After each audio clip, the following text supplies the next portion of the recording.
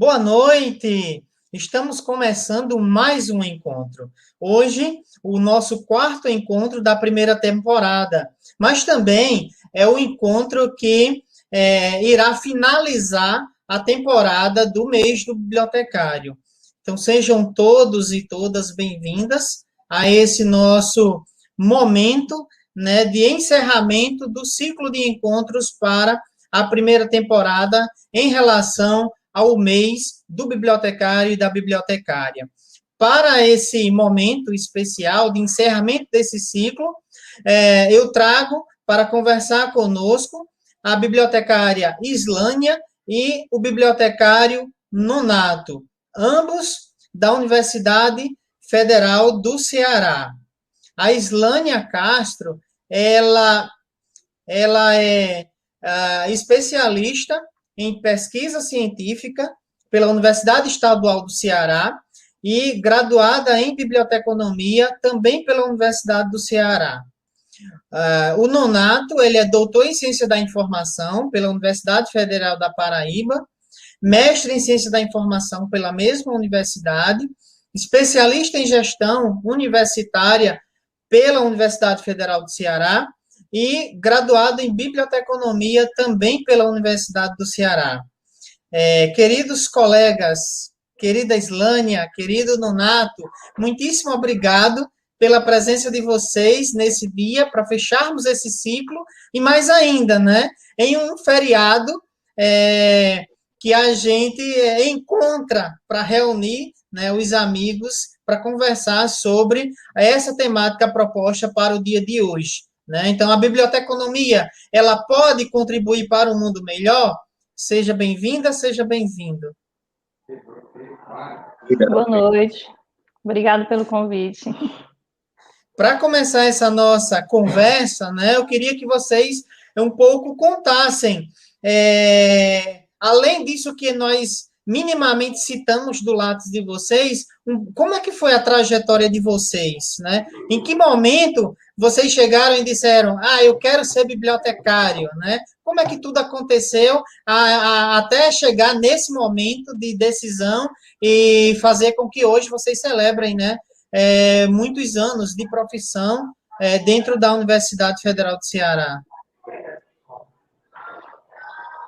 Dani, pode começar.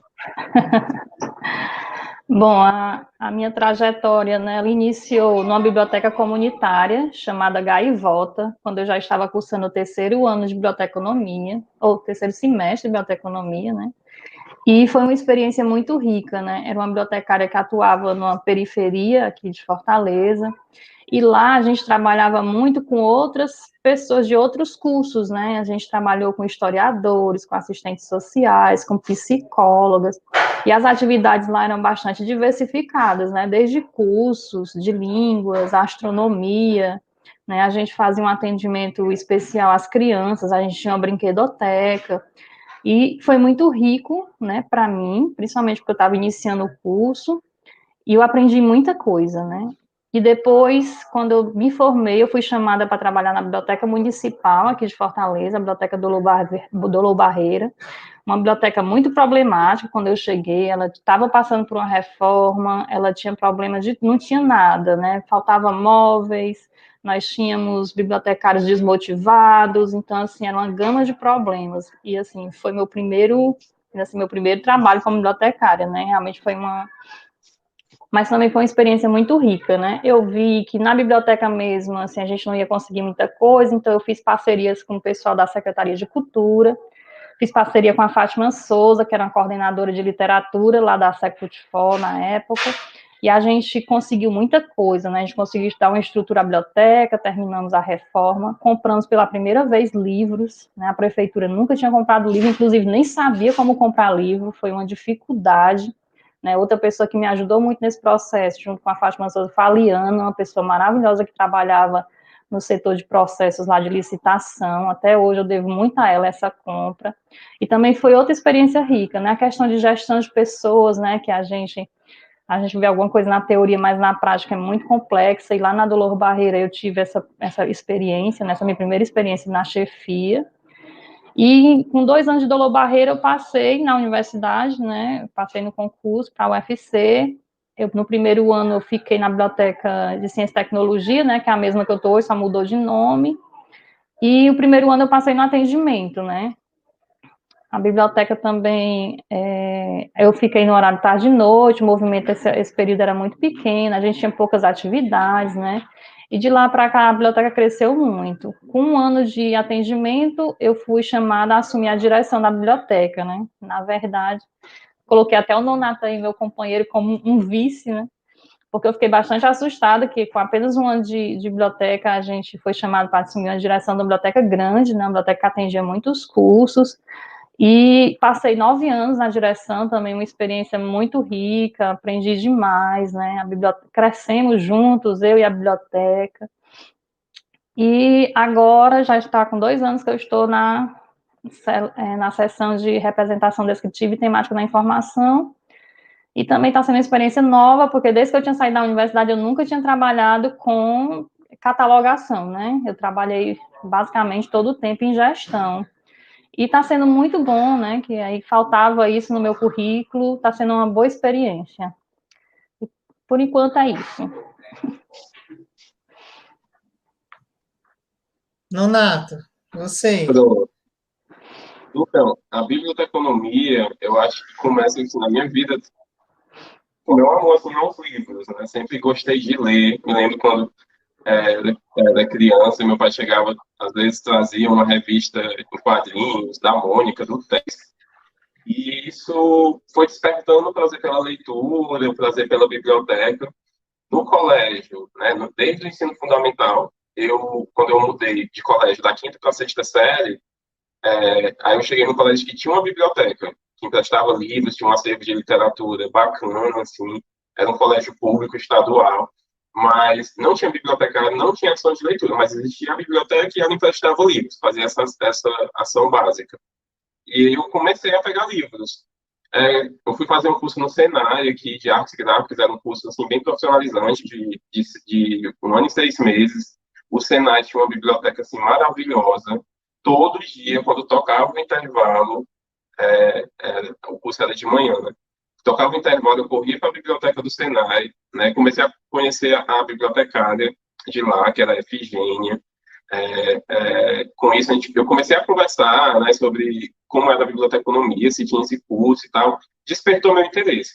Quando eu fui fazer vestibular, confesso que a biblioteconomia não era a minha primeira opção. Eu queria fazer geografia. Mas na UFC eu achava que eu não conseguiria passar para a geografia. Então, me inscrevi para a biblioteconomia na UFC e me inscrevi para a geografia na UES, que é a Universidade Estadual daqui do Ceará. Aí, nisso, o vestibular da UES acabou sendo adiado devido à greve. Aí, eu fiz biblioteconomia na UFC, passei. Aí, só ainda ia ter o vestibular da UES desse ano, mas já tinha passado para biblioteconomia. Aí, não, vou fazer biblioteconomia. Mesmo assim, ainda sentido tateando, não sabia muito, mesmo tendo conversado, mesmo tendo essas experiências. E no primeiro dia de aula, que tem aquela recepção, os professores falando sobre o curso, sobre como é, eu acho que é isso daqui que eu vou querer para minha vida assim para sempre. Né? Ainda tenho um desejo de ser professor, seja de universidade, seja de ensino médio mesmo. Ainda tenho um desejo de fazer história, geografia mesmo, que é uma coisa que eu tinha desde a adolescência. Mas a biblioteconomia, a partir dali, virou o foco mesmo. Aí eu entrei na biblioteconomia em 2003, entrei no mesmo concurso que a Islane em 2008, para bibliotecário, né? Ele tive que correr um pouquinho com a monografia para poder tomar posse, mas estamos aí. Assim, a biblioteconomia entrou e até hoje, né, é o foco da minha vida. Vocês acham, em algum momento, surgiu dúvida de que era isso que vocês queriam para vocês, não considerando essa, né, pelo que eu percebo, né, algo que mexeu com vocês desde o início, mas considerando a conjuntura, né, política, econômica, né, do curso, da inserção do curso na sociedade, do depois de sair da graduação e ir para o mercado, em algum momento surgiu dúvida, dizer, meu Deus, será que é isso que vai me tornar um profissional plenamente satisfeito? Ou não, independentemente de qualquer coisa, eu vou me jogar e não estou nem aí. A gente sempre tem essa dúvida, acho que a gente carrega durante o curso inteiro. Pelo menos eu tinha muitos receios, né? De, o que vai acontecer quando eu sair? Será que vai ter emprego, né? Tem sempre essa questão, vamos conseguir sair daqui já trabalhar. Mas, assim como o Nonato, eu também não queria biblioteconomia, eu sonhava muito em ser assistente social. E eu tentei várias vezes na UES, nunca passei, né? Então, acabei fazendo biblioteconomia também sem saber muito o que era o curso. Eu escolhi no dia da inscrição, né? Eu já fazia alguns anos que eu tinha terminado o ensino médio, tinha ido trabalhar e não tinha estudado mais, então eu procurei um curso que tivesse até uma concorrência baixa nessa época. Mas eu também, assim como no Nato, eu me encantei pelo curso, né? No começo foi difícil, eu tinha muita dificuldade eu trabalhava, né? Eu tinha um emprego fixo, então estudar e trabalhar, e depois ainda assumi lá na biblioteca comunitária que eu falei no terceiro semestre, eu trabalhava na biblioteca comunitária de manhã, fazia o curso à tarde e trabalhava à noite. Então, era muito corrido, né? Então, assim, mas o curso, eu sempre fui muito satisfeita com o curso, sabe? Assim, eu acho que foi a mão de Deus que me guiou para escolher biblioteconomia, porque eu me identifiquei demais com o curso e o que eu sonhava em ser assistente social, realmente eu tenho tentado trazer para o meu trabalho, né? Assim, eu sou muito adepta a essas questões sociais. É uma experiência que eu esqueci de falar, foi o trabalho que eu desenvolvo na Pastoral do Menor, né, que é uma pastoral social da Igreja Católica. Eu estou lá desde 2008, né, trabalhando com crianças e adolescentes, né, em vulnerabilidade social, aqui no bairro que eu moro, que também é um bairro periférico aqui da cidade. E eu me encanto com isso, né? Assim, a gente tem uma biblioteca, a gente faz oficina, a gente já fez oficina para criança, em 2019, né? Que foi basicamente o último ano que a gente viveu. Eu dava oficina para os jovens de lá, porque já tem jovens passando da faixa etária que a gente atende, mas eles não querem sair da pastoral, então a gente tem trabalhado com eles, tentando inserir eles no mercado de trabalho, também com algumas ações. Então, eu realmente sou muito feliz com a minha profissão. Quando eu Nonato, confesso que, você... pronto, eu confesso que quando eu iniciei o curso, existe uma questão, quando a gente vem de família pobre e que a gente precisa, e a gente entra na universidade em busca de um sonho de estudar, mas também de foco no profissional, né, de ganhar dinheiro, a gente tem esse desafio, assim. Eu morava em outra cidade, né, eu não morava em Fortaleza, eu moro na cidade próxima, para mim, para a universidade, o campus, né, eu tinha que pegar dois ônibus, né, então tinha esse desafio. Os meus pais, eles me ajudavam, mas eles também tinham certa dificuldade.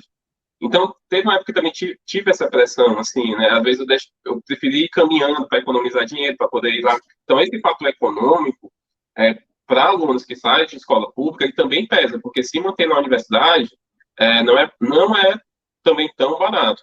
Né? De início, eu não consegui uma bolsa, né? Mas a partir do momento que você começa a conseguir a bolsa, né? E depois a gente que é da biblioteconomia, que tem muitos estágios, a gente começa a estagiar, isso vai transformando, né? E isso vai segurando você naquele sonho que você quer, naquele foco. Porque quando eu entrei, eu tinha a visão de que existia mercado, né? Apesar de que a gente sabe que é um mercado que a gente às vezes precisa lutar para afirmar o nosso canto, mas eu sabia que existia, sabe? Quando o professor falava, não é só biblioteca, eu também acreditava naquilo. E eu sabia que também, eu entendi que não era realmente só a biblioteca que eu poderia trabalhar. E com os estágios que você vai realmente passando a exercer a profissão e vendo que o mercado tem, como você pode transformar aquilo, aí você vai ficando mais firme assim, no seu propósito, né? E também foi uma época na faculdade de muita expansão de concursos públicos, né? Porque houve uma expansão enorme das universidades, dos IFs, então muita gente, meus colegas da época de faculdade, não somente da minha turma, mas assim, da galera que eu conheci de outros semestres, muita gente foi absorvida por essa expansão, né? Teve muito concurso para as universidades e para os IFs. Então, eu tinha foco também nisso, em concurso público, né? Não era um concurseiro, sim, mas eu sabia que existia esse mercado que estava crescendo. Você, Islândia começou a pontuar umas coisas, né? E o Nonato complementa, e aí a gente vai vendo. Coincidentemente, hoje eu estava conversando com uma pessoa sobre como era entrar na universidade, né? Especialmente quando você advém de uma classe social, baixa, né? E aí a gente, essa pessoa dizia, olha, eu tenho um sonho de fazer X curso, mas eu não sei se eu vou conseguir. E aí eu comecei a relatar um pouco disso que vocês relatam agora, né? Olha, eu queria fazer muito esse curso, né? Curso X. Mas chegou um momento na minha vida que, pela base educacional que eu tive, tanto do ensino fundamental como do ensino médio, não me permitia, né? Não que eu não quisesse, mas não me permitia ter a base educacional necessária para concorrer para aquele curso. E aí eu comecei a considerar cursos que tivessem relações com aquele que eu postulava, né, na época, e que eu me sentisse agradável a fazer. E aí foi quando surgiu, né, a biblioteconomia, era um curso novo ainda na UFRN, e eu disse, poxa, esse curso ele tem muito a ver com aquilo que eu quero, mas que se eu for concorrer com aquele, eu tenho certeza que não vai ser possível, né, por uma questão estrutural das condições sociais com as quais eu e muitas pessoas estão inseridas, né? E aí, de certa forma, eu não sei se isso é consciente ou inconscientemente, a gente vai se envolvendo, né, já dentro da graduação, mas também fora dela, em algumas causas, né, causas socioculturais relevantes que muitas vezes, quando a gente olha para trás, a gente nem se dá conta de que, será que eu estou fazendo isso como uma forma de dar um retorno para a sociedade daquilo que eu consegui, né, daquilo que eu almejei, ou do sucesso que eu tive na minha carreira? Às vezes eu penso que até inconscientemente que a gente faz isso. Claro que tem um fator ideológico na vida da gente que diz, eu preciso retribuir de alguma maneira, né? Mas a gente vai se envolvendo de diversas maneiras, né? De diversas maneiras. A Islândia colocava um pouco disso, né, com as pastorais sociais, né? E aí eu queria aproveitar justamente essa bola que vocês levantaram para que vocês contassem duas experiências que têm muito a ver com esse envolvimento de vocês, né, com esse engajamento, não só engajamento político, né, de posicionamento político, e aí a gente não fala, né, sobre o debate político partidário, mas do político considerando a arte da busca pelo bem comum, né, desse engajamento político de vocês, esse engajamento sociocultural de vocês. E aí tem muito a ver com o nosso tema de hoje, né, o que a gente pode fazer para melhorar, né, para melhorar o mundo com o qual nós estamos inseridos. E Islândia ela é envolvida num projeto muito bonito, né, que é dos livros livres, e Nonato num outro projeto também, muito bonito, que é o debate sobre a questão da diversidade cultural, diversidade de gênero, né, inclusive é tema da sua tese, né, esse debate sobre a questão da diversidade. Então, eu queria que vocês contassem um pouco dessas suas experiências, né, de como foi para se engajar dentro desse debate, e como é que vocês veem hoje esse debate, não só dentro da realidade de vocês, mas considerando até essa nossa busca por fazer, não fazer por fazer, mas não fazer com fim em si mesmo, né, mas fazer para contribuir para uma relação de vida melhor, não minha especificamente, né, também minha, mas das pessoas com as quais estão próximas da gente. Quer ir, não? Pode começar. Quando eu fui fazer o doutorado, né, na UFPB, o meu projeto era sobre competência e informação no ensino médio, que era um trabalho que a gente já fazia na biblioteca, né? A gente tinha um projeto de extensão sobre competência informacional em escola. Será que é aqui, gente? Opa, passou. Pronto, a gente já tinha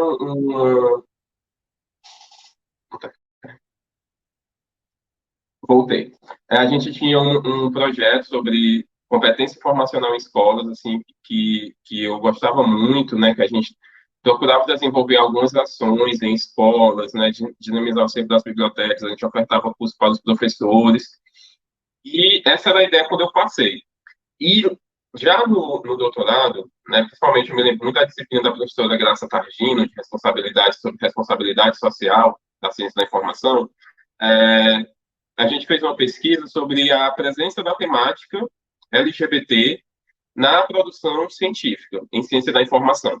E a gente identificou que na BRAPSIC, né, que é a base de dados referencial da nossa área em português, só existe um artigo que abordava a temática LGBT. Até então, a gente pegou toda a produção, assim, a gente não fez recorte de tempo, toda a produção, até porque não precisava, né, porque de quando começou os primeiros periódicos em ciência da informação, acho que na década de 50, 60, só teve um artigo que abordava a temática LGBT na ciência da informação. E isso motivou a gente a mudar o nosso tema, né? Eu levei a proposta para a minha orientadora, a professora Isa Freire, né, lá da Paraíba, e a gente resolveu. Era um desafio, né, porque eu também, esse era um assunto novo para mim, então eu me questionava muito se eu teria essa coragem de, no doutorado, poder abordar um tema desse, né, que iria precisar de muita leitura.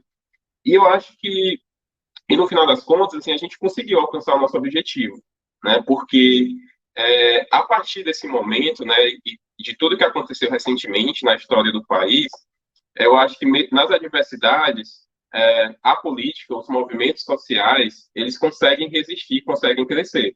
E os ideais também, né? Então, a gente lembra aquela frase, né, de que não se pode matar uma ideia, né? Não se pode prender uma ideia. E foi nesse cenário que a gente viu, a partir desse estudo, vir muita produção sobre isso, né? Então, a própria área da ciência da informação e da biblioteconomia, ela tem expandido o seu interesse, né, pela diversidade sexual, pela população LGBT, né, pelas pessoas que estão nos presídios, né? A gente tem um grupo na FEBAB voltado para as bibliotecas em prisões, né? E as várias outras minorias sociais, né? Tem existido essa expansão, esse interesse da área, né? A gente tem uma associação internacional, a IFLA, e a FEBAB, que reproduz aqui no Brasil. A IFLA, ela lidera esse movimento, né, de expansão social das bibliotecas, né? Ela faz uma campanha muito forte para a Agenda 2030, né, 2030, para os ODS, que tem essa pegada muito forte do social, né? Então, a gente conseguiu, assim, foi uma época que realmente cresceu muito o interesse da área por questões sociais, né?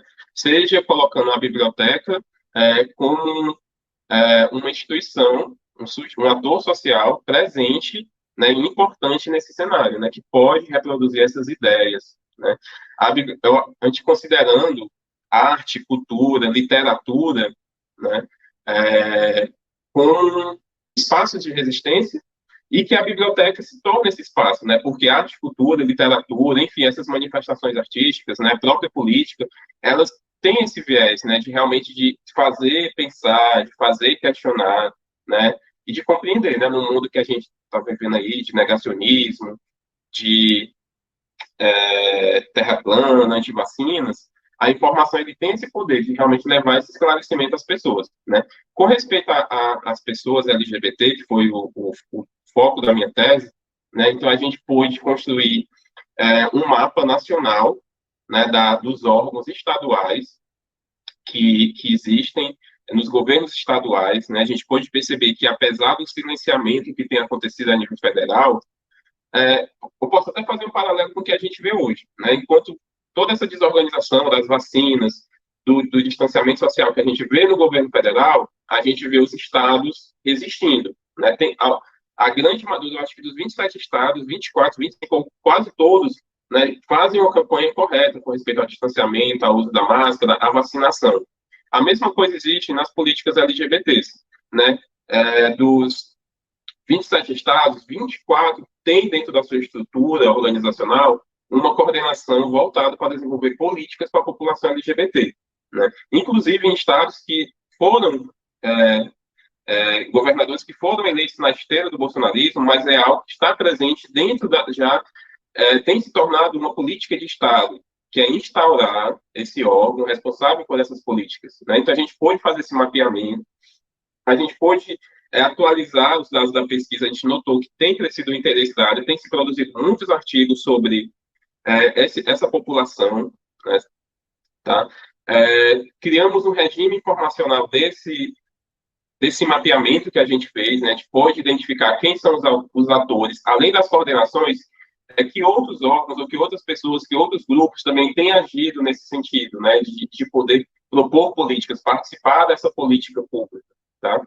Então, de forma geral, foi isso, né? A tese, a pesquisa foi defendida no ano passado, né? A gente está divulgando, assim, alguns dados ainda. Os dados estão disponíveis no LTI, Laboratório de Tecnologias Intelectuais da UFPB, né?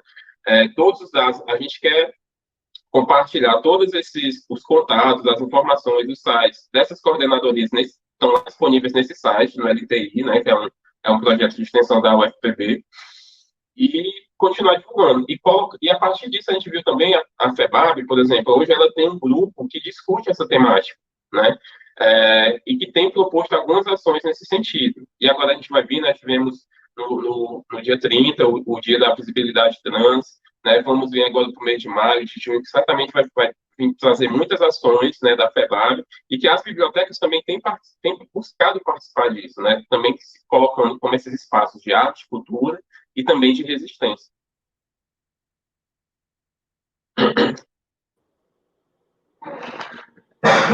E aí? O microfone está desligado, galera. Estão chegando algumas perguntas, né, do pessoal aqui para contribuir com essa nossa conversa. Uma primeira pergunta é da Meriane. Meriane, um grande abraço, tá? É bom tê-la aqui conosco. Meriane, essa semana, né, defendeu sua tese, então é a nossa colega mais recente doutora, né? Então, parabéns, doutora Meriane, né? E ela coloca assim: o serviço público não vai absorver todos os bibliotecários. Que sugestões vocês dariam para o profissional empreender-se?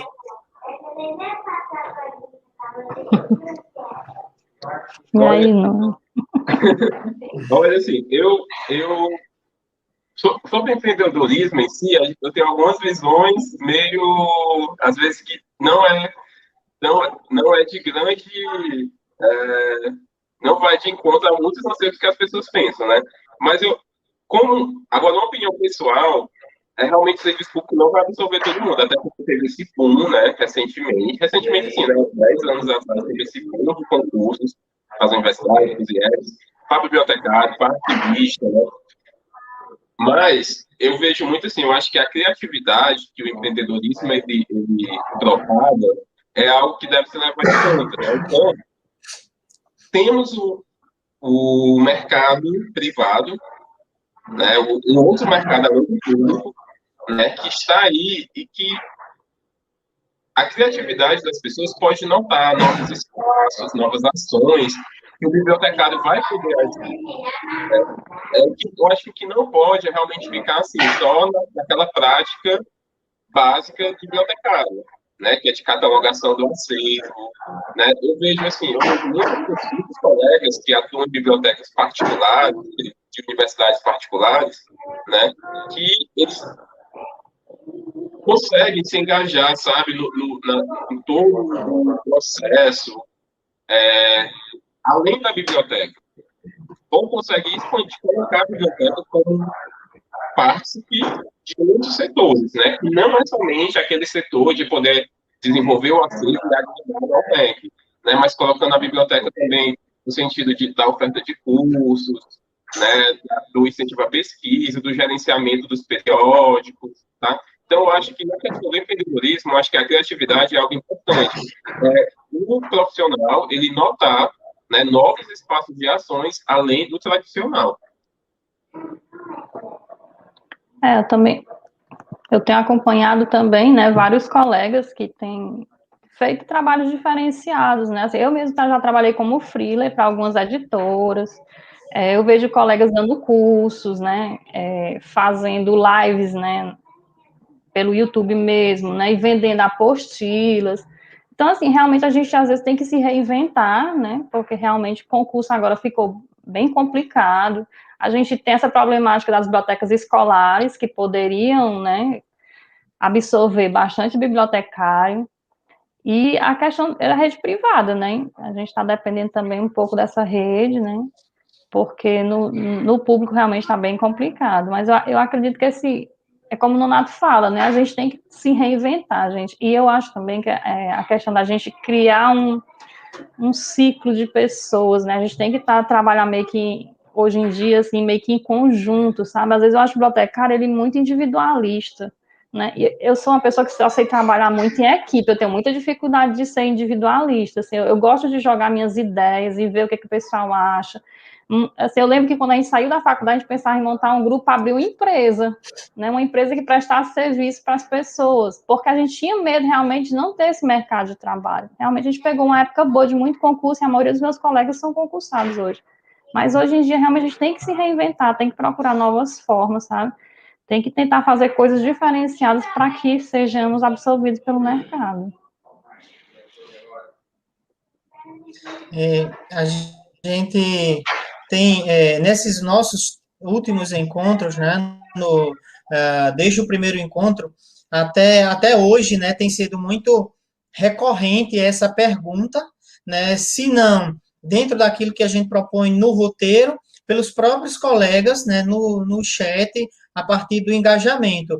Então, a gente vai vendo que existe uma preocupação muito importante, né, que é cada vez mais necessário refletirmos de maneira coletiva. Acho que isso que a Islândia coloca é muito importante, né, porque nós estamos num momento da vida onde fala-se muito sobre um cenário de colaboração, o cenário coletivo, de construção das relações interpessoais, mas na prática, às vezes, a gente percebe que há uma certa cisão entre aqueles que estão absorvidos pelo mercado e aqueles que não estão dentro do mercado de trabalho, né?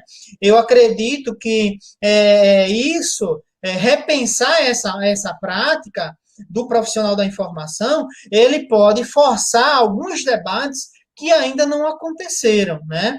Então, se a gente pegar, por exemplo, o debate que é feito em torno da militância das bibliotecas escolares, esse é um grande exemplo, né? Então, nós vínhamos em um debate muito, muito interessante, tínhamos 10 anos para que a lei entrasse em vigor, a lei não entrou em vigor, existia a possibilidade de haver um grande contingente de vagas, além do que estava previsto, né, dentro do contingente de profissionais que existiam, tanto em função disso que começam a discutir a questão do técnico e do auxiliar de biblioteca de uma maneira mais forte, porque não haveria um contingente suficiente de profissionais, mas termina que esse debate ele foi sendo fragilizado e fragmentado durante todo esse tempo. E hoje nós temos um cenário que é preciso que seja refletido de maneira coletiva. Às vezes a gente diz, essa é uma responsabilidade do CFB e do CRB. Eu acho que não.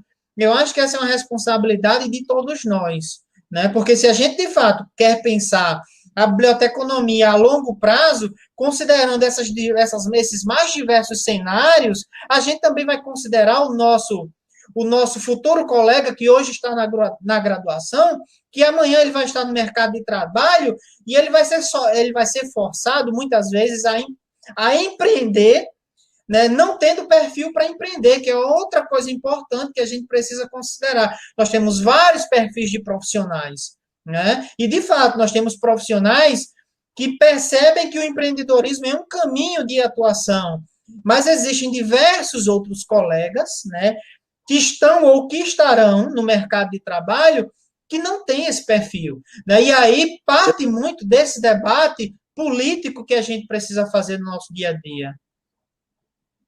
E essa questão do empreendedorismo, da criatividade, dos novos espaços, eu acho que serve também para a gente que por exemplo, já estamos no serviço público, né?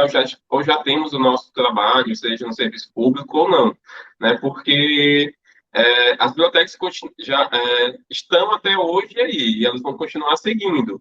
Só que a forma como a nossa comunidade ela vai perceber a biblioteca vai depender também muito da inovação dos serviços, né? Acompanhar as tecnologias e poder realmente posicionar a biblioteca dentro daquela instituição que ela pertence, seja escola, seja universidade, né? Seja escola técnica, seja empresa, seja agência de publicidade, enfim. Mas a forma como o bibliotecário se posiciona e posiciona a sua biblioteca, né? A partir da oferta dos seus serviços, da inovação, ofertando novos serviços, aquilo vai chamando a atenção, né, das pessoas. Então, acho que mesmo a gente que já estamos no mercado, a gente também tem que ter essa ação de criatividade, de novas ofertas, né? Recentemente, a gente estamos passando por essa mudança, né, que é a pandemia, o distanciamento social, e nós tivemos que se reinventar nas bibliotecas das universidades, né? Primeiro que a gente teve que ficar de home office, então a gente teve que analisar quais as atividades poderiam ser absorvidas por esse home office. Hoje eu trabalho na SAL, que é a Seção de Assistência ao Usuário da mesma biblioteca que a Islane trabalha, né? Que é a Biblioteca Central do Campus do PC, da UFC, que é uma das maiores. Então, a gente teve que repensar os nossos treinamentos. Por quê?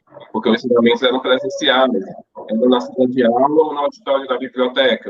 E isso não seria mais possível. E aí a gente vai ter que esperar a pandemia passar, que no começo era só 30 dias, vai ter que esperar essa quarentena passar, essa pandemia passar, para poder ofertar esses serviços, né? Porque era um serviço presencial. E aí, como é que a gente vai fazer? Né? E com essa transformação, né, que a pandemia vai passar, mas essas transformações elas vão continuar, né? Então isso fez a gente se reinventar. A gente teve que levar os treinamentos para plataformas online, para plataformas à distância. A gente teve que pensar em ofertar treinamentos síncronos e assíncronos, né? A própria universidade, o MEC, as universidades, as aulas, né? Síncronos e assíncronos, né? Que ao vivo aquelas que poderiam existir ao vivo. Nem todo aluno tem acesso à internet direto, né? A gente também teve que pensar nisso, tá? Foi uma forma que a gente precisou, geral, que a gente já poderia ter feito, mas que nessa situação de pressão, que a gente não, agora a gente vai ter que fazer, isso é algo que não dá mais para adiar. E isso a gente começou a trabalhar, a ofertar cursos pelo Google Classroom, né? E ofertar treinamentos por videoconferência, que é algo que também a gente tem que se preparar pessoalmente, né? Também não é fácil a gente poder colocar, a gente às vezes tem esse medo, né, de colocar a nossa cara aqui, que qualquer pessoa pode ver em qualquer lugar, então a gente também tem esse medo de ser gravado, né, de como se portar frente às câmeras. Então foi algo que a gente tem procurado inovar. Então acho que era esse o recado, assim, mesmo quem já está no mercado tem que buscar esses novos posicionamentos, esses novos espaços. Inclusive, só para complementar o que o Nonato está falando, a gente teve que reinventar, né, um trabalho que a gente também fazia, que era o Arte na Biblioteca, que a gente fazia atividades culturais na biblioteca, e com a pandemia a gente teve que trazer algumas dessas atividades para usar recursos, né, como nós estamos usando agora, como o YouTube, o Instagram. Então, a gente também teve que se reinventar nessa área, né, de que a gente trabalhava, de cultura e arte, né, que aí também a gente ia falar dos livros livres, né, que é um projeto que a gente tem, que esse é um que está parado por conta da pandemia, que os livros podem levar o vírus e trazer, então ele está parado desde então. Mas eu gostaria de pontuar ele aqui, porque é um projeto importante que poderia ser copiado também em alguns locais, né. Inclusive, eu trouxe ele como proposta para a equipe, no planejamento de 2016, depois de ver muito movimento de livro livre nas cidades aqui no Brasil, inclusive fora aqui do Brasil, né? Uns com as casinhas, outros amarrando livros embaixo de árvores, né? E eu achei aquilo interessante e fui atrás, né? Então, eu consegui um livro, não sei se vocês conseguem ver, não sei se vocês conhecem, ó, Ideias para Bibliotecas Livres, né? O Juliano e a Daniele, eles têm esse projeto, né? inclusive a capa é de papelão, né, eles são bem a questão da educação ambiental, ele bota assim, eu era um papelão, fui reciclado, agora sou um livro-arte. Na capa sempre vem essa mensagem. E eles davam a ideia de criar bibliotecas livres, né? E quando eu levei para a equipe, a gente sabia que não podia dar o nome de biblioteca livre, porque seria uma biblioteca dentro de uma biblioteca, não faria muito sentido. E quando eu falo de trabalho em equipe, gente, olha, eu trouxe a ideia, eu trouxe esse livro com a ideia, e já vem, assim, algum material pronto, a arte pronta, mas quando eu sentei com a equipe, é impressionante como as coisas se transformaram, e para melhor. Então, o pessoal não quis usar a arte que já vinha no livro, o pessoal quis criar uma arte própria do nosso projeto. Então, eu já saí de lá com milhares de outras ideias, né? E a gente levou isso para frente. A comunicação da UFC fez uma arte para a gente, né? Que é uma pipa, que deu essa ideia de liberdade, né? Porque os livros, eles são expostos nas estantes, né? Iniciou o projeto na nossa biblioteca, a gente colocava 14 livros numa estante no hall de entrada. A pessoa que entrasse na biblioteca podia pegar esse livro e levar para casa, sem fazer empréstimo, sem fazer reserva, o livro é livre, né? A ideia é que apenas ele circule, né? Ele não vá para a casa da pessoa e fique guardado, né? Que ele leia, que depois empreste para outra pessoa, ou devolva para outros pontos da universidade. O projeto cresceu bastante, hoje nós temos 17 pontos, né? Nós temos 16 pontos dentro da UFC, inclusive, nós temos, se eu não me engano, são 5 interiores que absorveram, né, as bibliotecas do interior, montaram seus pontos de livros, e alguns setores da universidade solicitam. Inclusive, eu tenho um pedido ainda agora, esperando a pandemia passar, que é da Secult Arte, né, que a gente trabalha em parceria com eles, né, nossos bolsistas são de lá, e ela quer implantar o projeto lá, né, quando a pandemia passar. E tem sido muito rico, sabe? Eu tenho muitos depoimentos, né, de pessoas que utilizam, os nossos funcionários que levam, que leem e que levam para os filhos, né, que também é legal a gente ver, né, essa questão. Eu tenho uma amiga que voltou a ler, que trabalha no andar de cima lá da biblioteca, depois da estante dos livros livres, inclusive ela dá esse depoimento que eu acho super bacana. Ela voltou a ler, está participando de clube de leitura e está pensando em fazer doutorado na área de literatura. Quer dizer, uma ação simples, né? Os livros são todos doados, né? A gente não compra livro. A gente recebe muita doação, né? E se não entra no acervo, a gente já separa. No início, a gente usava mais literatura e livros para entretenimento, né? Como os gibis. Só que aí, quando a gente fez um primeiro questionário, aplicou, o pessoal também pediu livros técnicos, né? Que a gente podia botar também livros técnicos, então a gente também está botando, coloca revista. Gente, e sai demais. Só lá na biblioteca, nós já estamos chegando a mais de 10 mil títulos compartilhados ao longo desses 5 anos, né? Eu falei 5 anos. Eu queria comentar uma coisa sobre o Livros Livres, sobre esse projeto, né? Porque é incrível como essa ação que desencadeou outras, né, que é o projeto Arte na Biblioteca, ele reposicionou a biblioteca dentro da universidade. Porque, assim, hoje a biblioteca ela é muito reconhecida devido a essa ação, né? A partir dos Livros Livres começou, não a partir, mas junto com os Livros Livres, começou vários outros projetos de arte e cultura. Hoje a universidade ela tem uma secretaria de arte e que esse projeto Arte na Biblioteca, que o Livros Livres faz parte, ele é assim, ele é um dos mais premiados, mais lembrados pela Secretaria de Arte e Cultura da universidade. Hoje nós temos 4 bolsistas na Islândia, que é algo que eu acho que é o único, não sei se é o único, mas foi aprovado unanimemente a renovação do projeto. Enfim, ele reposicionou a visão da comunidade, reposicionou a visão da comunidade acadêmica sobre a biblioteca. A partir dos Livros Livres, a biblioteca começou a desenvolver outras ações de arte e cultura, e hoje tem uma rede de projetos, não só do Livros Livres, né, mas o Livros Livres assim, é como se fosse o núcleo de literatura. Hoje a biblioteca ela também trabalha com outras ações de música, de cinema, de vídeo, e é reconhecida dentro da universidade por isso. Assim, o projeto ele elevou a posição da biblioteca na universidade. E é interessante, Alden, só complementar, que assim, quando a gente criou, a ideia era mostrar que a biblioteca não é um local de silêncio, que a biblioteca não é um local que a pessoa só vai com o balcão, pega lá no balcão livre e vai embora, ou vai lá devolver e vai embora. A gente queria que as pessoas entendessem que lá poderia ser um local de ação cultural, e que os professores e os alunos também nos procurassem, né?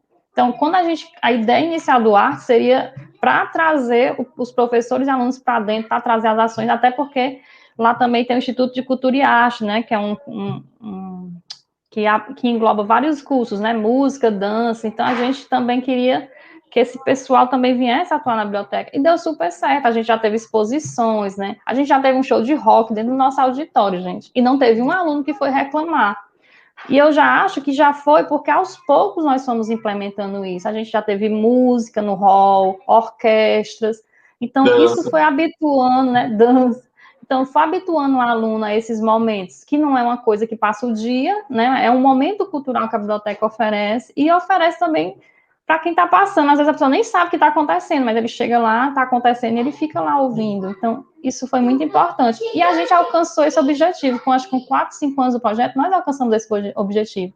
Vários professores nos procuram para fazer cinema, né? Então, a gente já alcançou. Tanto que a gente está extensionando agora. A gente está trabalhando na comunidade do PC, numa biblioteca comunitária chamada Papoco de Ideias. A gente está levando oficinas para lá, e o Cine Clube também. E na comunidade que eu trabalho, que é a Pastoral do Menor, na Granja Portugal, que a gente também tem trago para cá algumas atividades. Está mais parado, porque aqui é mais complicado. E aí é uma coisa muito importante, né? Isso que vocês colocam. O resultado na ponta, né? Além dos resultados esperados do projeto em si, é a imagem do profissional bibliotecário, né? É a imagem da profissional bibliotecária que estará sendo estampada para a comunidade científica e para a sociedade. Então, quando a gente, e aí voltando um pouco da questão, né, que a Meriane colocava sobre o empreendedorismo, eu acho que o empreendedorismo ele tem várias vertentes, né? Tem essa, efetivamente, de você empreender enquanto um órgão, né, um órgão físico estruturante, né, enquanto negócio, mas também tem essa que parte para uma perspectiva de transcendência sociocultural. Né? Recentemente eu participava de uma conversa sobre tecnologias sociais, e uma das coisas mais bonitas que a gente observava era que a inovação para essas pessoas que trabalham com tecnologia social não é algo sobrenatural. A inovação é aquela que vem para transformar a realidade de uma pessoa, de um grupo social. E isso passa por um projeto como Livros Livres, né, por exemplo. Né? Passa por esse debate que Nonato traz, né, das questões das diversidades. Então, quando a gente traz o debate sobre os livros livres, por exemplo, e desse engajamento sociocultural que vocês têm, a gente começa a mostrar que o profissional da informação é aquilo que Nonato falava no começo, né? Ele não é só estrutura física, né? Ele é mais do que a estrutura física, ele é mais do que a biblioteca enquanto instituição, né? Então, o ambiente de trabalho dele é muito mais do que o livro enquanto espaço de guarda, né? É muito mais do que isso, e transcende isso, né? E aí, quando a gente começa a fazer esse debate sobre empreendedorismo, né, eu trago muito para essas questões, né, de como isso pode transformar a vida do dia a dia dessas pessoas. Então, quando Islane coloca, poxa, aquela colega que há muito tempo não lia, que passou a ler e agora já pensa fazer um doutorado em literatura. Então, eu acho que isso, não só, eu acredito que essa talvez seja a ponta do iceberg de exemplos bonitos, né, que vocês têm para externalizar. Mas eu penso que quando esse tipo de feedback acontece, ele existe, para mim, eu acho que é um momento de maior plenitude na vida de um profissional da informação. Né? De dizer, e aí a questão é muito mais forte pensar sobre uma ótica da cultura informacional. Quando a gente diz assim, a biblioteca ela não foi feita para fazer silêncio, né? Como vocês colocaram lá na experiência de vocês. E quando fizemos um show de rock, ninguém reclamou. Né? Por quê? Porque existe uma cultura informacional de aproximação das pessoas. Então, a biblioteca ela é muito mais convidativa, né? Ela é muito mais humanizadora, né, do que normalmente os espaços, né, mais ortodoxos com os quais nós conhecemos e nós convivemos. Então, é importante demais a gente considerar nessas reflexões que a gente faz, né, que essas experiências de vocês, ao meu ver, ela tem um poder, né, muito maior, né, então, do que ações que muitas vezes vão direcionar recursos financeiros, técnicos, tecnológicos, né, muito maiores, né, do que uma ação dos livros livres, por exemplo, que o custo-benefício é infinitamente maior e o valor agregado isso talvez a gente nem consiga mensurar, né, de como isso pode transformar a vida das pessoas, né? Quando você coloca à disposição de uma pessoa nas comunidades periféricas, à disposição dessas pessoas um livro, onde muitas vezes elas nunca tiveram acesso a um livro, eu penso que isso vale muito mais do que ganhar, a grosso modo, do que ganhar um Oscar, né? Porque você transformou a vida de uma pessoa. E eu também acho muito legal, outra coisa que eu acho muito legal do Arte na Biblioteca, do Livros Livres, é como ele reconfigura a biblioteca universitária, né? Porque a gente vê a biblioteca universitária como dentro dessa instituição de ciência, de pesquisa, né? E o Livros Livres, ele vem, assim, para dar uma quebrada nisso, né? Mas colocar a biblioteca universitária também como uma instituição de arte e cultura, né? De socialização, de pensamento político, de expressão da diversidade, né? Os meninos, os bolsistas, né, eles trabalham, assim, muito com isso, né? Se vocês forem ver os projetos que estão, algumas lives que estão no Instagram sobre música, né? Tem uma parte também do Bota... Ano passado teve um programa em formato de live no Instagram, que era o Bota Atua, que era justamente para levar a voz das periferias, né? O que as periferias estavam produzindo sobre arte para a biblioteca. E eram divulgados nesse programa, né? Que era tipo assim, uma entrevista, um sarau, recitais, né?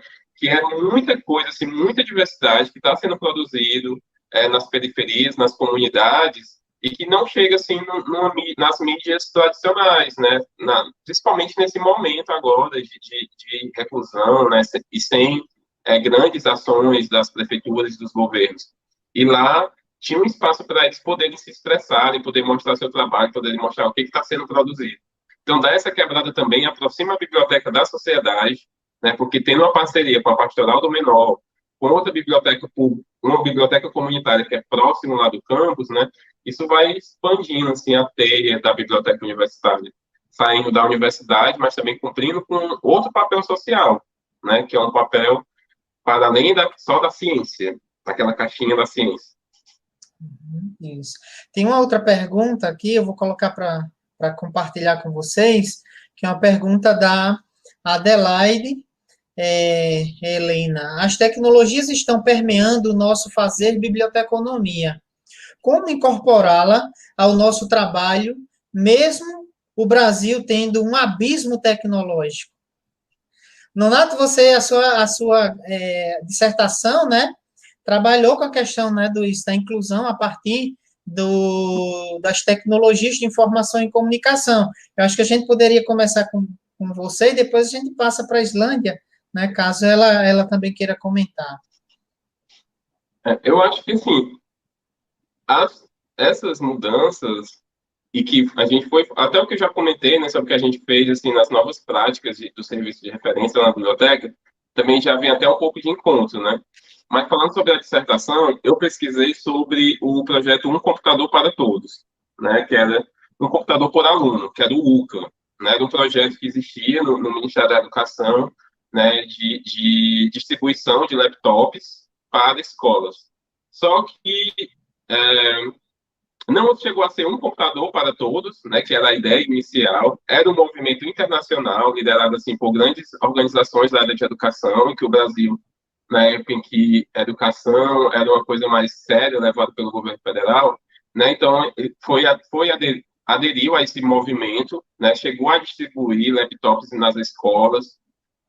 Cada estado tinha um núcleo, um coordenador, uma coordenação. No Ceará, era a própria Universidade Federal do Ceará, tá certo? E que ele desenvolveu algumas ações de inclusão dessa tecnologia, que era um laptopzinho, não chegou a ser, não era um notebook assim potente, mas era um laptop que tinha alguns conteúdos, né, informacionais, tinha alguns recursos tecnológicos que davam para eles trabalharem, para os professores trabalharem com os alunos, né? E a partir daí incluir essa tecnologia no dia a dia, né, nos conteúdos, nos currículos, na sala de aula. E a partir disso também levar a tecnologia, o acesso mesmo, o uso dessa tecnologia para os alunos. Existia uma preocupação, né, de territorialidade, de poder levar a tecnologia, assim, não ficar concentrado só nas grandes cidades, mas levar também, assim, para os interiores dos estados, né? Então, teve esse trabalho muito bacana. A partir desse programa, a gente foi estudar de que forma ele proporcionou não somente o acesso à tecnologia, que é saber ligar, saber utilizar, saber criar um e-mail, saber criar um blog, mas também como os alunos estavam absorvendo, né, o uso da competência em informação a partir do uso dessa tecnologia.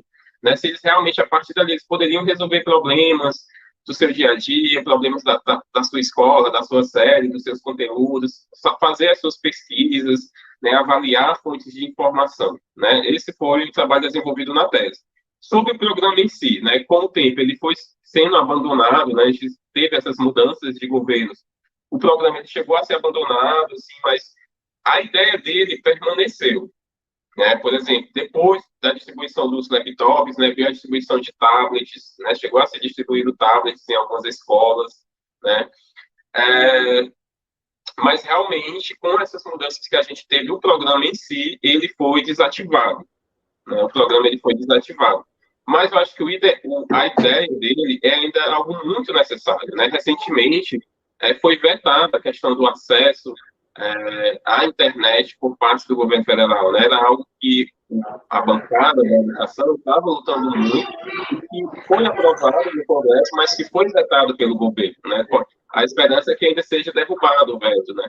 Mas isso nos mostra, né, que realmente não é prioridade ainda dos governantes poder disponibilizar esse acesso à internet, o acesso às tecnologias nas escolas. Né? Sobre a inserção da tecnologia, eu acho que não tem como, no dia a dia do bibliotecário, né, assim, não tem como fugir. Né? Realmente a gente precisa fazer uso dela. Né? Assim, eu também nunca fui muito melindroso com respeito a isso. Né? Eu acho que a tecnologia realmente vem para somar, vem para facilitar o nosso trabalho. Acredito muito na figura ainda humana, né?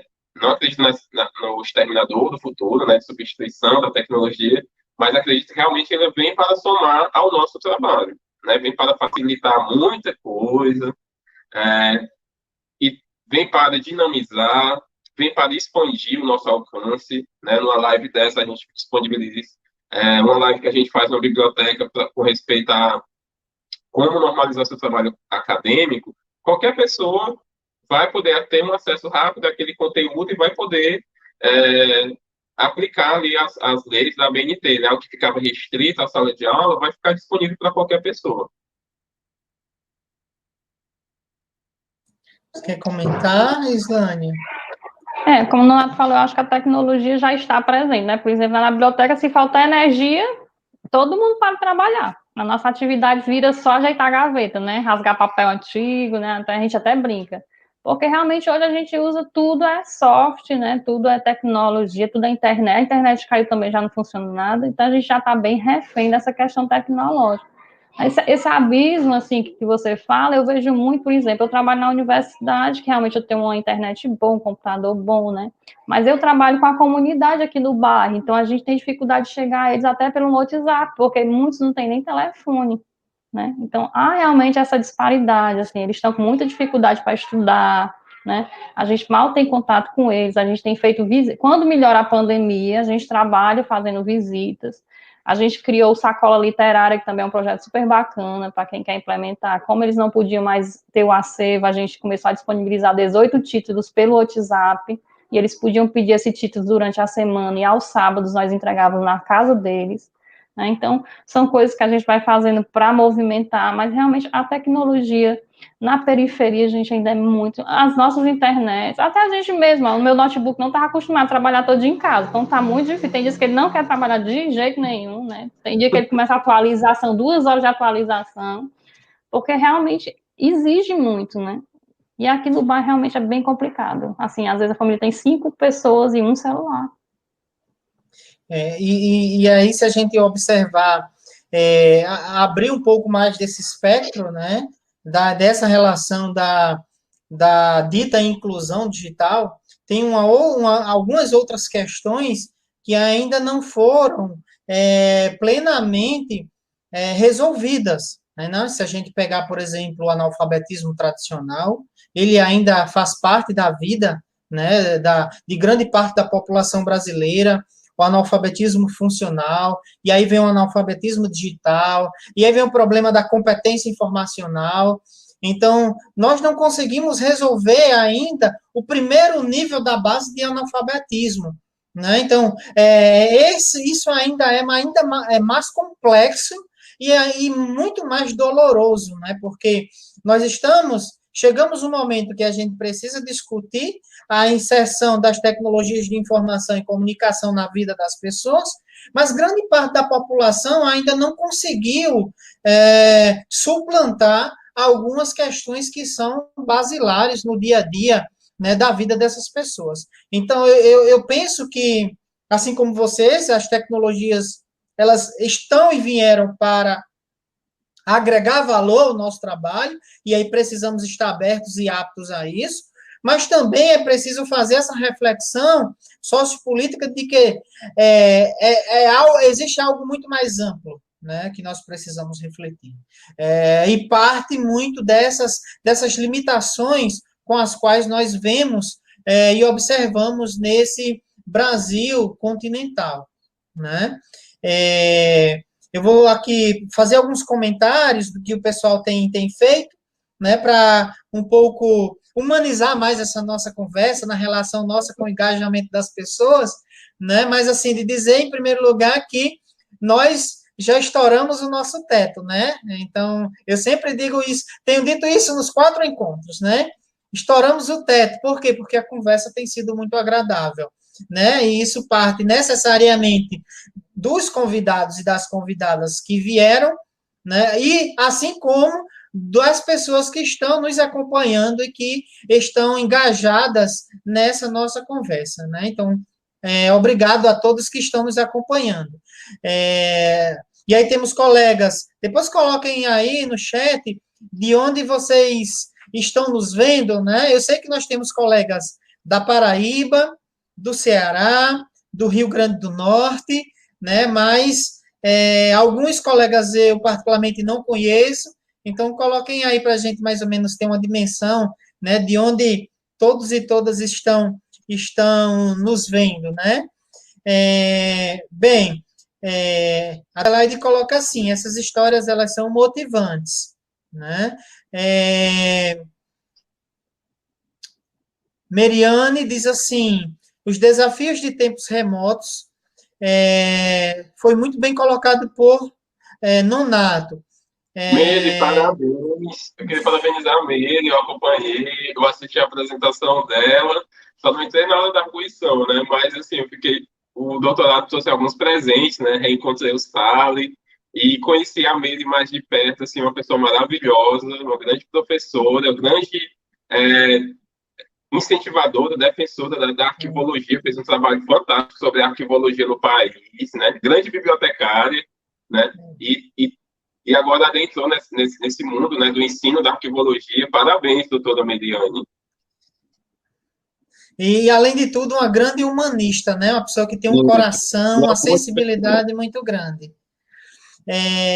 Marina, né? Marina, bom revê-la, né? Nem que seja por aqui, mas é muito bom revê-la, né? 3 bibliotecários competitíssimos. Que mais?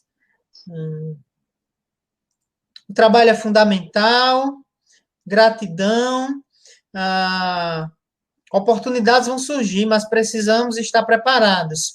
E caso não surja, que possamos enveredar por outros caminhos, uma grande verdade, né?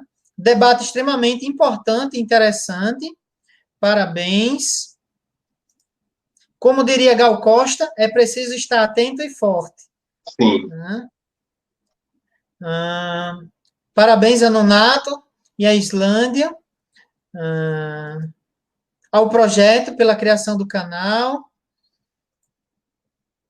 Quem trabalha em equipe soma. O indiciaríamos, em regra, atrapalha o ambiente de trabalho. Acho que é individualismo, corretor Acho que sim. O corretor, ele, atrapalhou. às vezes, deixa a gente em uma situação bem complicada, né? Eu vivo sofrendo com o corretor ortográfico.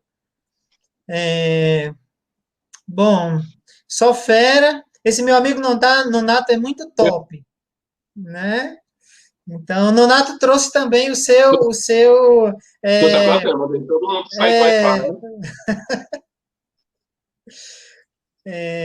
amei estar aqui aprendendo com vocês. Não vão embora ainda não, tá, gente? A gente vai entrar agora na reta final, mas não deixem a gente aqui sozinhos, não. É, obrigado pelo carinho. O Heraldo, de Brusque, Santa Catarina. Um grande Oi, abraço, né, para Brusque.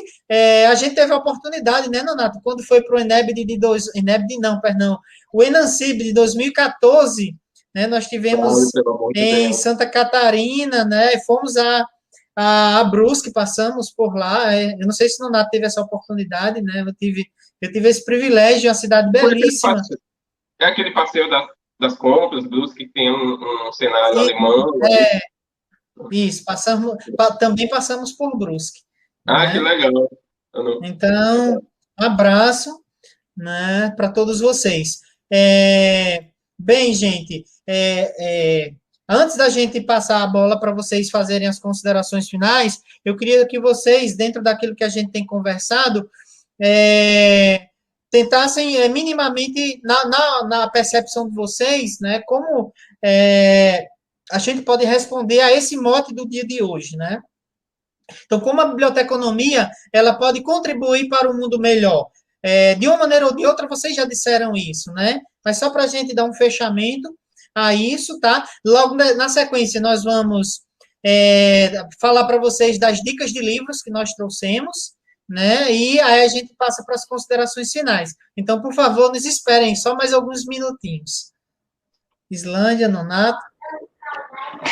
Bom, eu sou uma lutadora pelas causas sociais. Eu acho que o bibliotecário deve estar envolvido, certo, com as causas sociais, né, com a educação. Eu acho que o bibliotecário, além de tudo, ele é um educador, sim, né, eu acho que ele tem que dar atenção. Nós temos muitas bibliotecas comunitárias, assim, o meu trabalho começou em biblioteca comunitária, eu aprendi muito. Então, se você está se formando, é recém-formado, tem um tempinho, dá uma força nas bibliotecas comunitárias.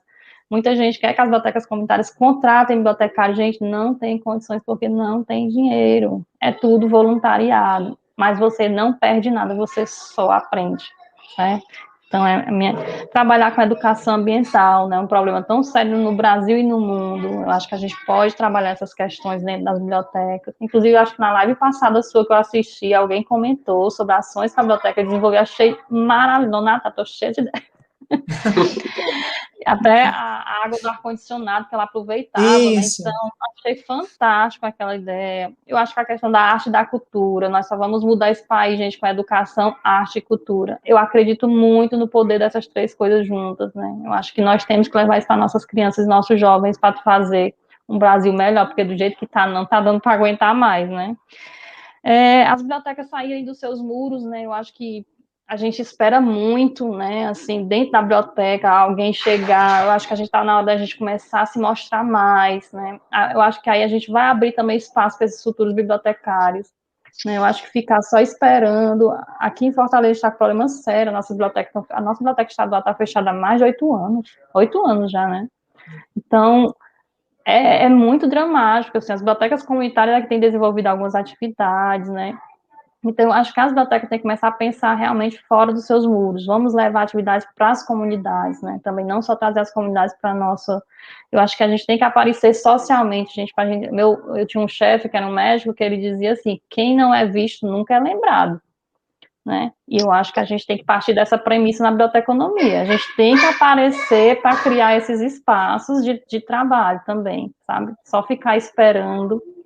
E eu acho que o que eu tinha anotado aqui, basicamente, é minhas sugestões. Eu vou reafirmar, sim, as bandeiras que eu falei, né, durante a live, né, que a Islânia também já falou agora, né. Eu acho que arte, cultura, ciência é o terror do negacionismo e uma das principais causas que as bibliotecas devem se agarrar, né. Na verdade, são alguns dos pilares das bibliotecas como instituição, né. Então, posicione, repense a sua biblioteca, né, como um agente cultural, né, como um agente, como um cúmplice das comunidades que elas estão inseridas, né, procure engajar, né, procure trazer sua comunidade, tornar a biblioteca como um espaço de socialização, né, desde que o aluno vai não somente para pegar livro, né, mas também para explorar aquele acervo, né, para visitar uma exposição, para participar de um cineclube, tá? Então, eu acho que é esse espaço assim, que eu acredito muito na biblioteca. Né? Então, e também posicionar suas bibliotecas, nas suas instituições, nas suas redes sociais, né?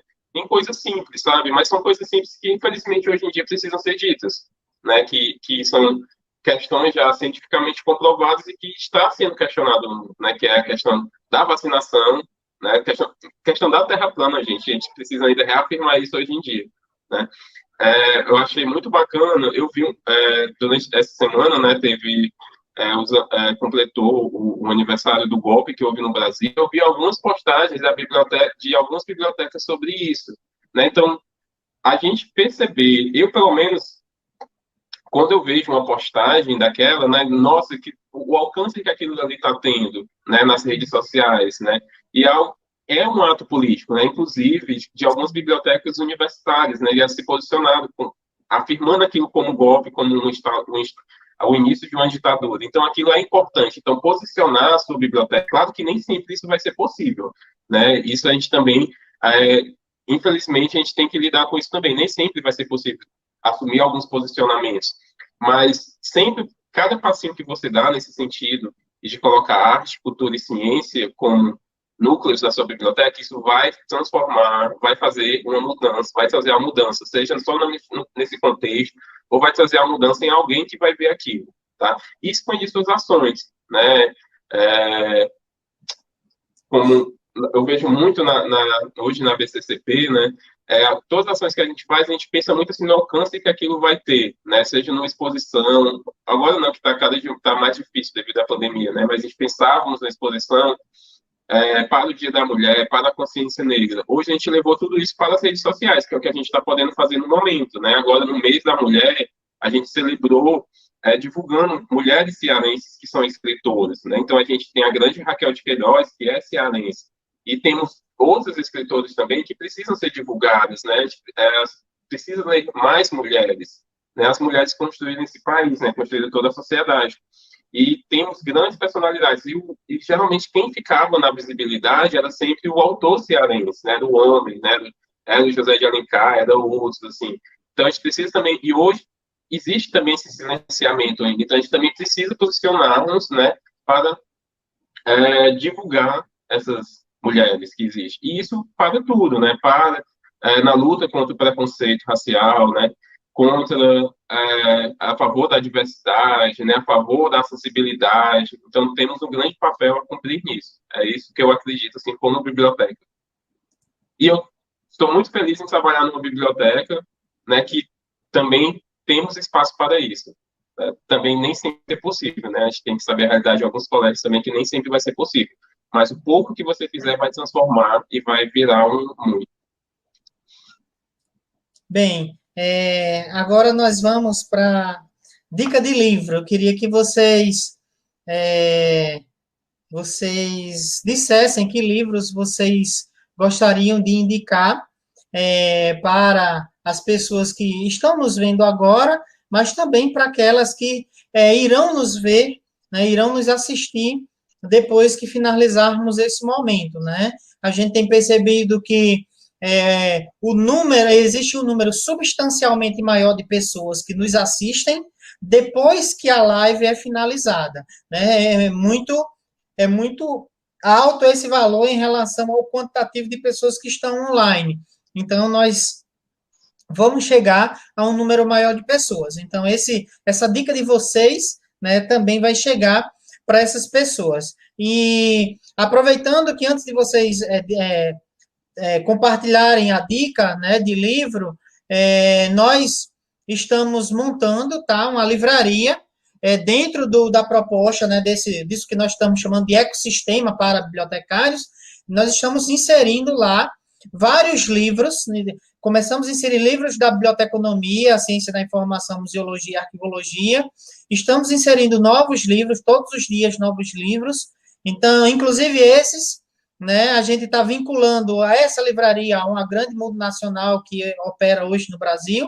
Então, você não tenha medo de comprar, né, por esse caminho, né? É uma forma que a gente encontrou para poder dar um fôlego maior às atividades do próprio canal e daquilo que a gente tem feito, né? Inclusive, a gente tem convidado todos os nossos participantes, os nossos convidados, né? Estamos chamando para serem colunistas, né?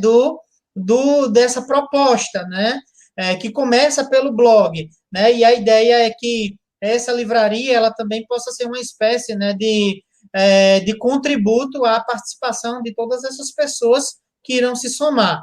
Então, se você conhece um bibliotecário ou outra pessoa da área educacional, ou que não seja da área educacional, mas de outra área do conhecimento, que gosta de comprar livro, então indique, né, a nossa livraria. E se o livro não estiver lá, a gente é só dizer qual é o livro, a gente vai incluir o livro. Estamos fazendo isso semanalmente, incluindo aos poucos, mas a ideia é que ele possa ser um canal, essa livraria possa ser um canal representativo para o campo da biblioteconomia e da ciência da informação dentro do Brasil. Estamos tentando conversar com outros setores, né, da nossa área, que produzem muitos materiais, mas que não estão dentro do catálogo dessa multinacional que estamos vinculando, tá? Então, depois deem uma olhada e a dica de livro, tá, de vocês nós vamos colocar na descrição do vídeo, já para poder, quem tiver interesse, né, fazer a aquisição desses materiais. Então, Islândia, sua dica de livro, Nonato, sua dica de livro. Quer começar? Pode começar, César. Eu trouxe 2 livros que eu li ano passado, para mim foi minhas melhores leituras de 2020. Um é Tortarado, não sei se o Nonato também vai trazer, porque ele também leu, né? E assim, um livro maravilhoso, né? Do Itamar Vieira Júnior, assim, tá muito badalado, acredito que todo mundo conheça. Não vou falar muito da história, porque já estamos ultrapassando o tempo. E tem também um lugar bem longe daqui, que é da Délia Owens, né? Engraçado porque o Tortarado foi escrito por um geógrafo, que é o Itamar, e a Délia, ela é bióloga, né? Então foram os 2 livros que realmente eu amei demais, 2 histórias maravilhosas que eu li em 2020. Esse ano eu gosto muito de ler escritoras contemporâneas, né? Então eu sigo alguns canais no YouTube também para saber delas e tudo. E eu li Dias Vazios, da Bárbara Nonato, achei maravilhoso. E eu conheci ela através de uma live. A minha vida também tem sido muito dedicada a lives. Eu da Amazon, né, eles fizeram umas mesas de literatura e eu conheci ela lá, achei interessante e fui ler. Achei maravilhoso, recomendo demais, tá? Ela trabalha muitas questões, né? É engraçado que assim, a história de uma menina que acorda 11 anos de um coma e ela acha que está no dia que aconteceu o incidente. Mas o que me chamou a atenção no livro é que ela trabalha cada personagem algumas questões, como a gordofobia, o preconceito social, a corrupção policial. Cada personagem traz algo que ela trata durante a história. Então, eu achei muito fantástica essa montagem dela. E eu trouxe esse, que foi indicado também numa live que eu participei, pelo professor Cavalcante. É um livro que ele diz que não é infantil, gente. Ele chama livro ilustrado. Ele diz que não devemos usar esse nome livro infantil, porque ele tem a teoria dele é que o livro infantil também pode ser lido por adultos e o nome já limita, né? Eu vou ler um trechinho para vocês, porque, gente, ele tem 2 páginas de história. Então, se eu falar dele, vocês vão entender tudo. Se alguém pudesse nos olhar do alto, veria que o mundo está repleto de pessoas que andam apressadas, suadas e exaustas. E também veria suas almas atrasadas e perdidas no caminho por não conseguirem acompanhar seus donos. E isso cria uma grande confusão. As almas perdem a cabeça e as pessoas deixam de ter coração. As almas sabem que ficaram sem seus donos, mas as pessoas muitas vezes nem sequer perceberam que perderam a própria alma. Isso acontece porque a velocidade com que as almas se movimentam é muito menor do que a dos nossos corpos. Escute, você precisa achar um lugar só para si, sentar-se e aguardar com paciência a sua alma. Eu achei esse livro assim fantástico, né? Eu acho que a gente realmente está numa sociedade que a gente corre demais, faz coisa demais, e eu acho que muitos de nós já deixamos nossas almas há alguns anos, né? Então a gente precisa também sentar, refletir, né? Para que a gente não perca também, talvez também seja isso um pouco da nossa desumanização da nossa sociedade atual, sabe? Então, esse livro é pequeno, ele só tem 2 páginas de texto, é muita ilustração, cada uma mais linda que a outra. Eu posso até mostrar aqui uma para vocês. Ó, ele é bastante para cá, ó, mas é riquíssimo. Bom, foi isso. Eu separei 3, né? A primeira, assim, foi um livro que, na verdade, não, assim, é um livro que me tornou leitor, né? Que hoje eu me percebi como leitor foi devido a esse livro, né? Que era um romancezinho, assim, não é nem romance, é do romance, né? Águazinha com Açúcar, do Pedro Bandeira, que é A Marca de uma Lágrima. E eu trouxe, assim, o Pedro Bandeira, assim, porque eu cresci lendo muito Pedro Bandeira, né? Eu faço nada pelo universo dos caras, assim, eu até quero retornar a esse universo dos caras, né? Que é uma série de livros que ele tem com esse grupo.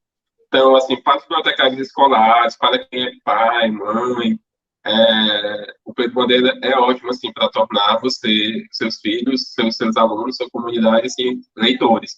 E o primeiro livro que eu li foi esse, A Marca de uma Lágrima, que é um romancezinho, assim, Água com Açúcar adolescente, mas que eu nunca esqueci da história, até hoje. Realmente é o primeiro. Meu pai comprava muito revistinha da Mônica, do Tess, do Fantasma. E o primeiro livro que eu lembro de ter lido foi esse, A Marca de uma Lágrima. E até hoje eu conheço, me lembro assim, do enredo, vou ler só o final para poder lembrar como é que termina. É bem legal, gente. O segundo, assim, é um livro que eu considero que marcou assim, a minha vida, principalmente foi num momento assim de grandes mudanças que foi na universidade, prestes a se formar e agora, né, o que é que eu vou fazer? Porque quando a gente junta ensino médio com universidade, a gente vive ainda um mudozinho assim de adolescência para a vida adulta, né? E somente quando a gente se forma e os boletos começam a chegar, não, agora é adulto de verdade. E que foi Olhar os Líderes do Campo, do Érico Veríssimo. Né? Transformou muito, assim, tem grandes frases ainda marcadas no coração. Também é outro livro que, de vez em quando, eu procuro ler. Né? Já li 2 vezes e quero retornar sempre a ler, porque realmente marcou muito a minha vida. E o terceiro, porque a Caetano já falou, né? Hoje eu estou evangelizando por esse livro, estou lendo tudo sobre Tamavera Júnior, que é Torto Arado, que eu já li por causa dela, né? A Islane fez uma resenha na revista, uma revista que a gente tem na biblioteca, do projeto Arte na Biblioteca, eu fazer o merchan, Biblioteca em Cena. Vocês podem procurar a gente depois no Instagram, BCCP UFC. Aí lá tem um link que tem a revista. A Islane escreveu uma resenha sobre esse livro, e eu fui ler, e, gente, assim, e também não vou falar o enredo, porque a cada momento, assim, ele envolve tanta gente na narrativa, que isso faz parte também. Cada momento você vai lendo assim, vai absorvendo muita coisa, né? E vai transformando você. E eu que cresci, meus avós eram agricultores, né? Eles viviam assim na roça. Eles não tinham uma grande questão que é levantada lá, que é a questão da terra. Esse problema nós não tínhamos, mas a questão da agricultura familiar, do roçado, de como lidar com a chuva, com a chegada do inverno, com a chegada da plantação, de você cavar lá a sua roça, fazer a sua roça, aquilo dali me fez viver muitas coisas, assim, muitas emoções. E isso é como ele me afeta individualmente, né? Cada pessoa vai ser afetado de outras formas, mas isso me afetou muito esse lado, sabe? Do campo, da terra, da ligação com a terra e como a terra é vida para aquelas pessoas. E as outras questões mesmo políticas que ele levanta também são muito importantes para ser lido hoje, assim. Então, era Torto Arado, a terceira dica. O microfone, sabe? Eu vou deixar na descrição todos os livros, tá? E até segunda-feira esses livros já estarão lá na nossa livraria para que quem tiver interesse, tá, possam adquirir. A minha dica de livro é de um cearense. Eu não posso pedir sem dar exemplo também, né? Então, eu trouxe também meu livro, A Cidade, do Mailson Furtado. Eu não sei se vai dar para ver aí, né? Assim, tá? Olha, Então, não, a luz não deixou. deixa eu ver. Tem que esperar focalizar, deixar parado e focar. Não. Pronto. Deu para A, imaginar. A Cidade, do cearense Mailson Furtado, que inclusive é com esse livro que ele ganha, né, o Prêmio Jabuti e torna-se conhecido nacionalmente. E tem um trechinho dele, né, quando ele vai falar de presente, passado e futuro, que eu acho que vale a pena ler só para um pouco situar essa relação dele com a cidade, né, com a cidade natal dele, quando ele diz assim: tarde, tarda, alarme que fala, que arde, que geme, de tarde, que fica, cidade, que falo. Então, eu acho que é um trecho muito bacana que ele abre o livro dele, né? E eu gosto muito desse livro do Maílson, né? E é um livro gostoso de se ler, muito gostoso de se ler, e que vale a pena, né? Não apenas para os cearenses, né? Apreciarem a literatura do Maílson, né? Até porque ele é filho do Ceará, mas de todo brasileiro que gosta de literatura, né? Que gosta de um bom livro, né? Então, assim, eu não poderia fazer uma outra homenagem se não fosse, né, por meio de um cearense para dois cearenses. As considerações finais de vocês, né, e de antemão, muitíssimo obrigado. Fico muito honrado com a participação de vocês. Agora, em abril, a gente vai estrear um quadro novo, que é Resenha de Literária. Então, eu vou mandar depois um convite para vocês virem fazer a resenha de um dos livros que vocês mais gostem, né? Então, a gente vai estar lançando esse quadro agora em abril, né? Já para abrir essas novas possibilidades de interação com os bibliotecários, educadores e amantes do livro, da leitura, né? E da biblioteca. A bola está com vocês. Obrigado, amigo. Assim, estou muito feliz com esse momento com vocês dois. Assim, são duas pessoas que eu admiro muito. A Islânia, quando eu entrei na universidade, eu não fui trabalhar imediatamente na BCCP, né? Aí, após um ano, eu cheguei lá e desde então, assim, é uma parceria incrível, uma pessoa que me inspira muito, não só nas dicas de literatura, mas na vida como profissional, né? Eu até vou chamar ela de chefe, porque é impossível não chamá-la assim. Ela foi minha diretora por 9 anos, foi examinando isso tudo, com muita luta, que a gente sabe os desafios que é a gestão também do serviço público, mas ela me inspira, assim, muito, muito, muito. Fiquei muito feliz de estar nesse espaço com você e com o Sally, assim, com um amigo que o mestrado me trouxe, né? Nos reencontramos novamente no doutorado, né? Naquelas viagens para poder assistir a disciplina da Gisele, que era algo assim, que era cansativo, mas ao mesmo tempo era uma disciplina maravilhosa. E ter o Sally, o Glaucio, que fez a disciplina como um aluno especial também, era algo que tornava tudo mais fácil, né? E compartilhamos essas jornadas. Estou muito feliz de estar aqui com vocês e que o canal cresça muito, Sally. Se Deus quiser.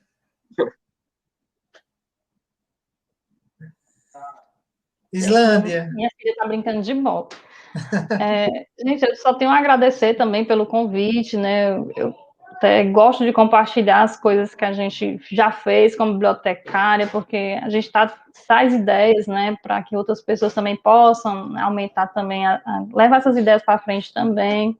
Eu já estou passando a bola aí para o meu amigo Nonato, para a minha amiga Isabela, que estava aí na live também, né? Já estou com muitos anos aí de carreira, mas estou sempre buscando, né? Assim, acho que eu estou sempre assistindo lives, inclusive eu ia até indicar uma live que eu assisti da FEBAB, gente maravilhosa, Bibliotecas Públicas e Escolares Conjecturas, eu acho que é isso o nome.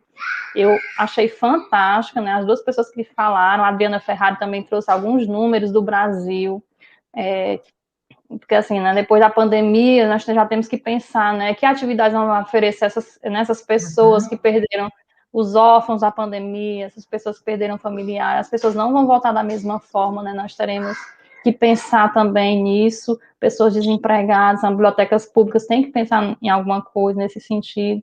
Então, assim, eu sou uma pessoa que já estou há muitos anos na área, mas estou sempre pensando para frente, né? Estou sempre tentando ter ideias novas com os meninos são muito bons, né? Principalmente nessa coisa de internet e tecnologia. Eu já estou na geração passada, né? Então eu sofro um pouco mais. Mas, assim, é isso que eu digo, né? Na verdade, a gente vai se complementando e tem dado muito certo. A nossa equipe é uma equipe muito massa. A gente não pode falar do Moura, né? O Moura é o coordenador do Arte na Biblioteca, ele é um técnico que faz cinema e é um amante das artes. Então, assim, ele é um grande colaborador desse projeto também. E os bolsistas, né, que também colaboram demais. Nos desafiam, né? A revista foi uma ideia que eles trouxeram e a gente ficou até assim, ai meu Deus, essa vai dar certo. E a gente tem colocado para frente. Então, eu só tenho a agradecer, Galdês, por essa oportunidade de trazer aí nosso trabalho. Obrigada. Eu queria aproveitar também fazer novamente o merchan da biblioteca, é a Biblioteca Central do campus do PC, aí no Instagram, no Facebook, no Twitter, é BCCP UFC. Facebook é completo, né, chefe, o nome?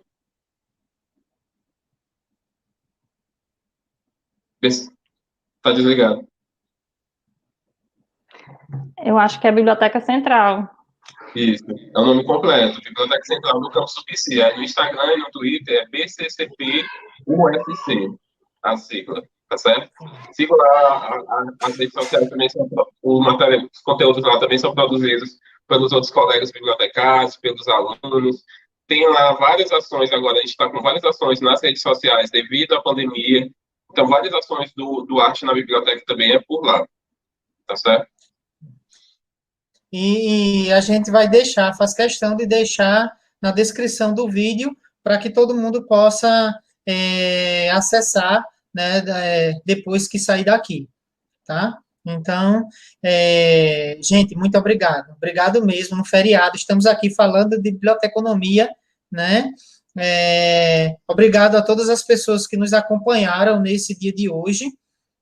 Ficamos muito honrados, né, por tudo que aconteceu nesse momento. Então, esse quadro, ele fecha esse ciclo, né, do mês do bibliotecário, do mês da pessoa bibliotecária, né, do mês da bibliotecária, e para que nós tenhamos novos ciclos. Então, esse quadro, especialmente, né, o que nós chamamos de happy hour, ele volta no mês do bibliotecário, né, no mês da pessoa bibliotecária de 2022, né? 2022. Então, nós vamos incluir novas propostas, né? Até lá, vamos incorporando com novos olhares, novas práticas, para que a gente possa também dando essa contribuição para esse debate, né? Perante a cultura informacional sob as mais diversas perspectivas, né? A ideia é que esse espaço seja um espaço plural, onde tenhamos condição de colaborar, né, independentemente de quem seja a pessoa ou sua forma de pensar. Então, muitíssimo obrigado, Islândia, obrigado, Nonato. Oi? Já que o quadro é happy hour, aí eu ia tomar uma cerveja. Aí eu não vai caber na Semana Santa, vou deixar para depois. Eu não sou muito religioso, mas também não quero mexer com os santos, né? O sagrado. Aí eu deixei para depois. Na próxima a gente verdade. De qualquer maneira, um brinde com água, né? Não sei se com água, com chá, com o que tiver dentro, né? Ou com café, enfim. Água também. Então, um grande abraço, minha gente, e até logo. Tchau, obrigada.